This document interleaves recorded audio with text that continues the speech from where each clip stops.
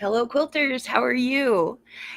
It is Tuesday, and this is going to be a very quick little update today because I don't have a whole lot new to tell you. And I didn't think taking up your time to say nothing made sense.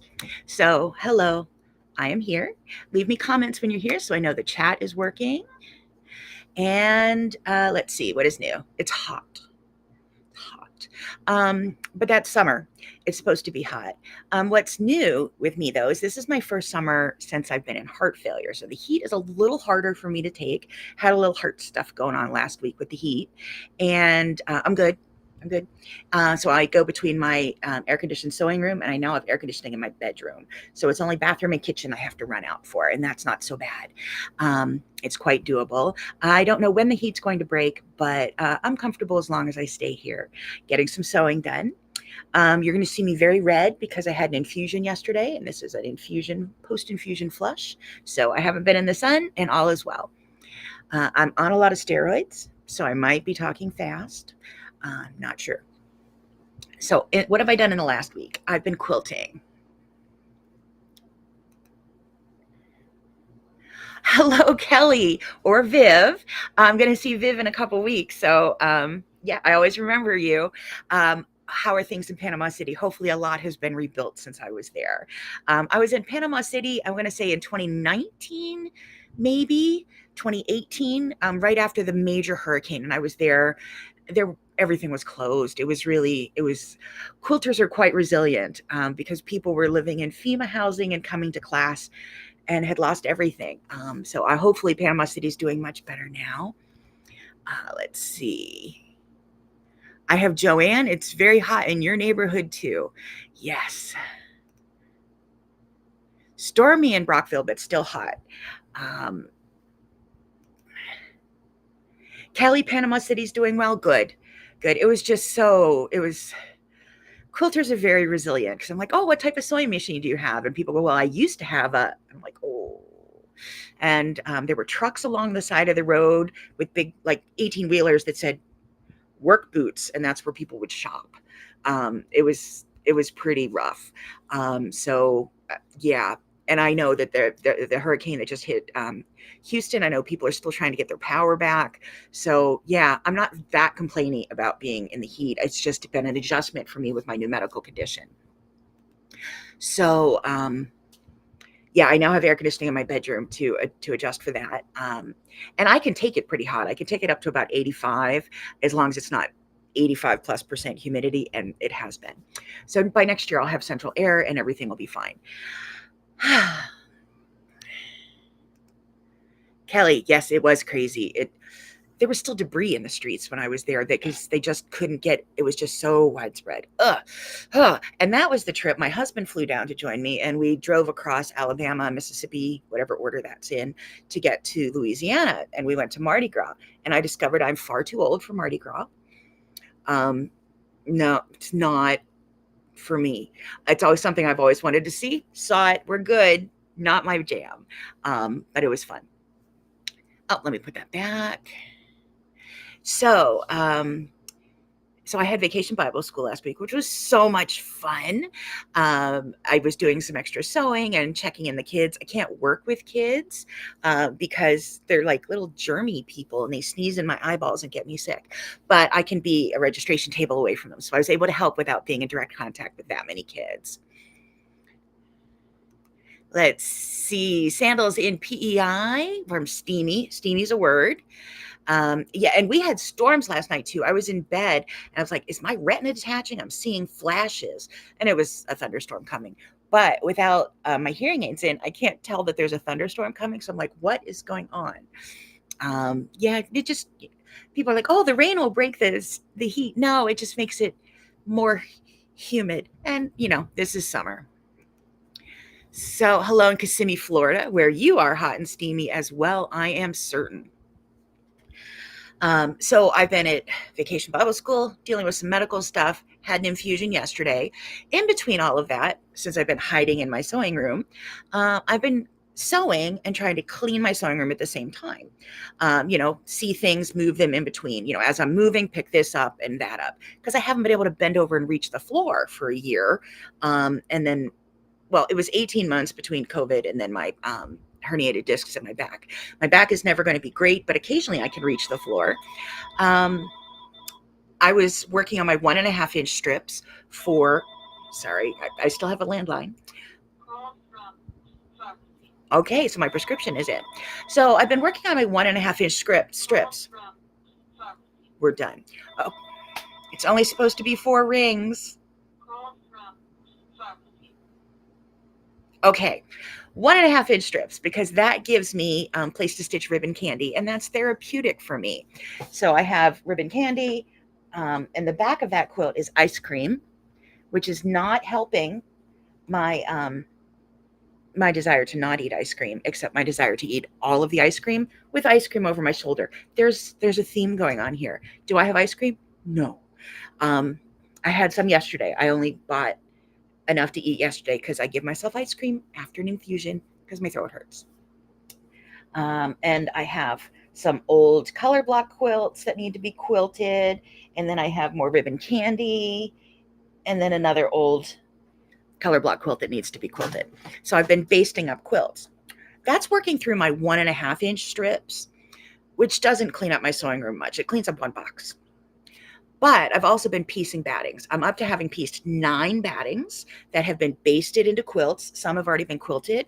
I've quilted ahead and have some content, so I'll have content coming out even around my travels since I'm back to work. I just have to sit and edit the videos and get the content up.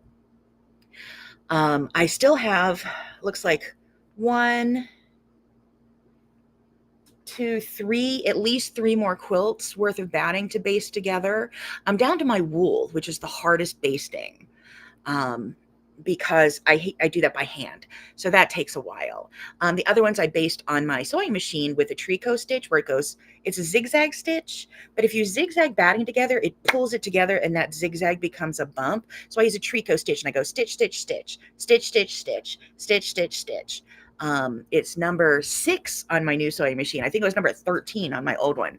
It's number 6 on my new sewing machine, and I can just sit and use my walking foot, listen to a book, and just piece all the battings together. But yeah, I think I have maybe 4 more. And my goal is to have, I have the hefty bags that you compress to get the air out of, to only have one of those full of the leftovers of all battings. And then once it gets to critical mass, I will use it. And especially for my placemats, table runners, baby quilts, smaller quilts like that. Although I've been piecing, like this is a wool batting that was 70 by 80. So that was a lot of hand stitching. I'll have another one over there to do in wool. And then, yeah, it's an ongoing thing. But it is making a difference in the sewing room. I'm seeing more floor, so that's encouraging. Having these all basted up is great because when I don't feel like doing anything, I could always just grab a ribbon candy quilt and sit in the machine and ribbon candy. So that's therapy for me. What is the one thing in your sewing room that would make the most difference? For me, it was getting 3 garbage sacks, like big leaf bags full of batting out of here, used in a quilt and out. So my garbage can has been full every week of the parts that didn't go in there. But what in your sewing room do you have is the biggest problem? Like for me, it wasn't 1.5-inch strips. The batting is going to make the biggest difference. The biggest problem I have is too much stuff and too many things started. So trying not to start new things, but the batting is giving me some floor. And my success this week is I now have complete floor space between my sewing machine and my ironing board, which are back to back. My back is to one and the other, and I have a rolly chair that goes between. And now I have tables on either side of my sewing machine, my piecing machine, that are cleared off. So I now have a cutting station, a sewing station, and a pressing station with floor in front of them that can wheel my chair between them. Now, I can't use my pressing station while the air conditioning is running because I have a Rowenta steam reservoir steam iron. And if the air conditioning cycles and the steam iron cycles at the same time, the circuit breaks or something. Whatever that electric box is in the basement, it does the other thing and you have to go down and fix it. And I don't do stairs. So I'm trying to avoid that. But I have my older iron, a traditional iron, next to my sewing machine, and that doesn't bother my air conditioner. So I'm making progress in here. It's getting to be workable. My goal is to clean the sewing room by finishing stuff, but that may take 87 years of the things I have already started. Let's see who else is here. So Janet, you're having a thunderstorm. Hope you don't lose internet. I hope you don't either. And I hope you don't lose air conditioning because it's hot. Most of the times we lose power all the time. And one night last week, my husband was out and he had a storm rolling through, and I texted him. I'm like, you may have to come home and put the air conditioning on, because I was having some trouble, like have to put the generator on to keep the air conditioner running. But all's well. I get it now. When we lose power in the winter, we just throw on the wood stove, so we're fine. I always prefer to be cold than hot. I'm not a big fan of snow, and people are like, oh, it's so pretty. Not on the 100th day. It can't go anywhere. It's white crap. But I do prefer to be cold than hot because there's only so much you can take off to stay cool. But I can just throw another log on the fire, and that'll help. So let's see. Is this Janet? Sorry, Janet, you need to do batting too. You need to get those t-shirt quilts done before you do that. I usually work on a reward system that I do a little of this and a little of that and a little of this and a little of that until one of them seems fun, and then I take off on it. But whatever reward system works for you. Let's see. Carol, you have a huge tub of scraps. It never seems anything but full, but you try. Here's what I'm doing with scraps, because I'm the same way. And I take my scraps to my sister's house when I'm there with staying near mom whenever my sister's traveling. And I just take my scrap box, bags, buckets, whatever, a small mat, ruler, extra rotary blades, and a cutter, and I'm done. So I've cut a lot, and that's where all of these 1.5 inch strips have come from all the cutting I did last year. But now when I finish a quilt, I try to cut all the scraps at once and grab something else out of that box. Now my box is only this big, but I am still trying to get down into it, finish what I'm doing, and a little more each time. And hopefully I'll just have my current scraps. Although I do find I have a bag of bigger pieces, like if I need placemats, those would be good backings. I'm not cutting those up. So I am folding those and keeping those as scraps. But the other ones, trying to get them into the 2.5 inch squares, 1.5 inch strips. And did I start saving strings yet? Yeah, I did. Let's see. Do I have more comments here? Yeah, cutting scraps is the thing. And then you have to use the scraps. The stress that quilting causes. I always joke because I'm a princess. And it's, I get stressed out over little things that aren't big things at all, and it doesn't really stress me out. I laugh because that's the most stress that's in my life.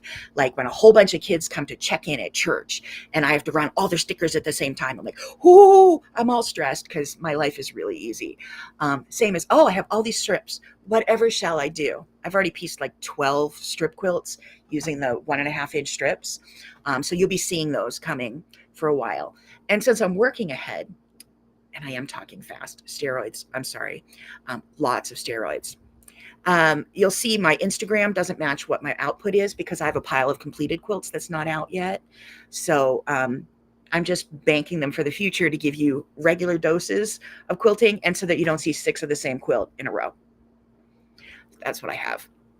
So let's see. This week I am going to Bits and Pieces on Thursday. Bits and Pieces is in Pelham, New Hampshire, right outside of Boston. I will be working on home sewing machines on Thursday and talking about the new Handy Quilter machine. And it is the new HQ Moxie stitch machine, ST machine, stationary machine, which is fabulous. It's a secret I've had to keep. I've known that was coming out. It's a fabulous machine. And if anyone wants a stationary machine, you should look into that. It's really cool. I have a stationary behind me. That's not a Moxie. It's a different ST, Handy Quilter ST machine. And then on Friday, I'll be doing long arm boot camp. Saturday will be Pro Stitcher boot camp. Sunday will be long arm boot camp.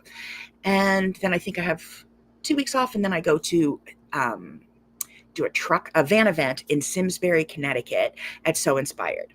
Now, Bits and Pieces, I've been going there. I signed them as retailers like back in 2008 or 7 or a long time ago. And they're known for, what do you call them? The fabric with pictures on it, novelties, and all that. They have tons of novelties. And if I'm not there, but I'm here and I'm like, I need some balloons, I will call them and go, do you have any balloon fabric? And then they'll send me pictures. So they're really great with novelties. They have everything, fantastic people. They also do like live sales online, so you can follow them online. So check out Bits and Pieces New Hampshire. I'm not sure their Facebook page. If anyone knows, just put it on here. And then they do the live sales, and they're nutty people and they're really fun. And then I'm going to Simsbury, Connecticut, who I did not sign as retailers. However, I have been with teaching for them for well over 10, 15 years as well. They happen to be where my son moved to. So I've been teaching for them longer than my grandkids have been there. Always love going there. And this shop is a picture perfect dream. Lovely people.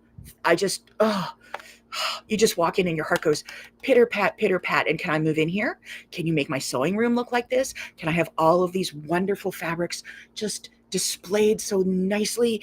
Oh, it is seriously, it just makes my heart go pitter pat. And I will be teaching long arm boot camp. I will be teaching rulers. I will be teaching free motion quilting. I don't know if I'm teaching Pro Stitcher there. I can't remember, but Sew Inspired in Simsbury, Connecticut. So those are great fun. And then I'm trying to remember where I'm going next, but I don't. Sorry. I know I'm going to be in the Poconos. I'm going to be at Pocono Sew and Vac. I'm going to be at Connie's Collectibles. I'm going to be at Vermont, at a quilt shop in Vermont. I'm going to be at Calico Gals. I've got a bunch of fun events coming up. So they're in my newsletter if anyone's in the Northeast. I'm not flying to events yet this year, and I'm not doing shows yet this year. I will reevaluate next year as I hopefully get stronger. Do you remember Rocky? The Rocky movie where he fought Dolph Lundgren? I don't remember which one. But Rocky was out in the Russian wilderness and he's training with logs and pull-ups. I have a vision of doing that to myself, but I don't know how. And I just watched some other, the guy who played Thor was in another movie series recently that's on Netflix, maybe. And I saw that, and he did the same type of boot camp, get your strength back. And I have all of these goals of doing that, but I don't know how. And I don't think I have the same raw material that those guys do to go from I'm in a wheelchair to I'm doing pull-ups and all these crazy things. But hopefully I can work my way up to being strong enough to travel more by plane and to be in different areas of the country and to also work at quilt shows again. So the eternal optimist I am. Thank you, Sandal, for putting in Bits and Pieces. That's the name of the shop. Check that out online. Again, they have those fun live sales, and they're wacky people, and I kind of adore them. So, I love working with these people. I've worked with them a long time here, Simsbury, a lot of the other shops, because my husband doesn't worry.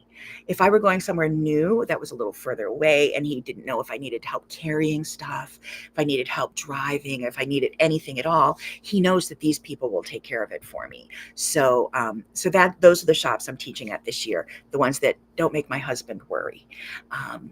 So it's all good. I'm very excited. So today I'm going to kind of come down from the steroids. I've got a lot of paperwork to do. Hopefully I'll get that newsletter out to you. And then tomorrow I get to pack and then go teaching. So there you have it. That's what I'm up to. Let me know what you're up to. And hopefully I will get to the point where I have enough cleared off in here that I can start taking photos that aren't embarrassing of how my sewing is going. I didn't mind having this picture out for you because this is just a pile of basted quilts to let you see what I've been doing. I have another one in the machine over there. So I'll just keep on plowing through and coming up with some fun content for you. So thanks for bearing with me. Treatment month is always fun. And this ridiculous heat wave on top of my heart failure, it's more than I'm used to. So I was like, I've dealt with heat for 55 years. I've never had air conditioning. Why is this a problem? Like, oh, I'm in heart failure. Probably makes a difference now. So I have to be a little more careful. Oh, what else is going on here? Christmas in July at Cotton Candy Fabrics this weekend in Brookfield, Connecticut. Thank you. I'm sorry I'll miss it. Cotton Candy Fabric in Brookfield, Connecticut. I've taught there. That shop is also lovely eye candy, lovely people. And there's a Chick-fil-A down the street. I don't have Chick-fil-A, so that's kind of exciting. So definitely check that out. It's good to get out and support your retailers. Online shopping is fun. You don't leave the house, blah blah blah. But if we need thread on a Sunday, we need the brick and mortars to be open, and they're lovely people to go visit as well. And let's see, you're making your first orange peel quilt, toe bowls, and bucket hats. I'm not sure what a toe bowl is, but I know what a bucket hat is. Rope bowl. Good. It wasn't me because that wasn't making a lot of sense. Rope bowls are super fun with the zigzag stitch and the fabric. Are you covering the rope with fabric or are you just sewing the rope together? Because I've seen it done both ways and I've done it. It's fun. And I did a lot of coasters like that and trivets. And I had my grandkids doing that and we sewed them together. So we had some fun with that. So I hope you all have some fun sewing, entertaining yourself, whatever it takes. If you're in the hot, the cold, the nice, the wet, the dry, whatever. Quilting is good for all seasons and quilting is good for your soul. So take care of yourselves, take care of each other. And I will be back again on Tuesday next week at 2:30 New York time here. And keep in touch in between. I'm super easy to find. You can talk to me here at Facebook, here at YouTube, and I will have some finished stuff to show you next time. Take care, everyone.